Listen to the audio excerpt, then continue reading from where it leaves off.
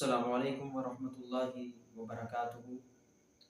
آج انشاءاللہ العزیز میں مختصر صرف آپ احباب کو یہ بتانا چاہتا ہوں کہ رسول اللہ صلی اللہ علیہ وآلہ وسلم نے کھانا کھانے سے قبل کیا پڑھنے کی تلقین کی ہے۔ ہمارے معاشرے میں یہ جو دعا پڑھی جاتی ہے بسم اللہ وعلی برکت اللہ، یہ دعا رسول اللہ صلی اللہ علیہ وآلہ وسلم سے ثابت نہیں ہے۔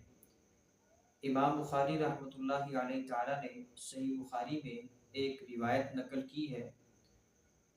حضرت عمر بن ابی سلمہ رضی اللہ تعالیٰ عنہ کہتے ہیں، کنت غلاما، میں بچہ تھا، فی حجری رسول اللہ صلی اللہ علیہ وآلہ وسلم، میں رسول اللہ صلی اللہ علیہ وآلہ وسلم کی پرورش میں تھا، تو کھانا کھاتے وقت میرا ہاتھ ادھر ادھر گھومتا تھا، یعنی کہ برتن کے چاروں طرف عمر بن ابو سلمہ رضی اللہ تعالی عنہ کا ہاتھ گھوما کرتا تھا۔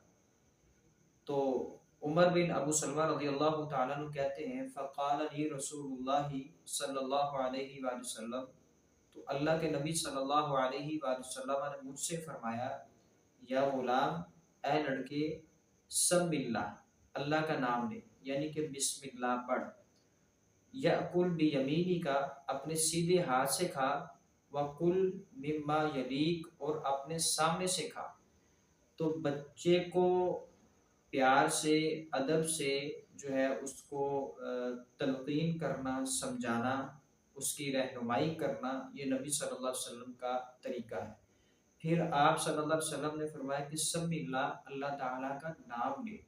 تو یہاں نام لینا بسم اللہ پڑھنا ہے۔ آپ کچھ بھی کھا رہے ہوں، سحری کر رہے ہوں یا عام کھانا کھا رہے ہوں، دعوت کھا رہے ہوں، تو صرف بسم اللہ پڑھنا ہے۔ اسکول، کالج، یونیورسٹی میں یہ جو دعا پڑھائی جاتی ہے بسم اللہ وعلی برکت اللہ، تو یہ دعا رسول اللہ صلی اللہ علیہ وآلہ وسلم سے ثابت نہیں ہے۔ امام ابو داود رحمۃ اللہ علیہ تعالیٰ نے اپنی سنن ابو داود میں روایت نقل کی ہے کہ نبی صلی اللہ علیہ وسلم نے فرمایا کہ جو بسم اللہ پڑھنا بھول جائے وہ یہ دعا پڑھ لے، بسم اللہ اولہ و آخرہ، یعنی کہ اول میں بھی اللہ کا نام ہے اور آخر میں بھی اللہ تعالیٰ کا نام ہے۔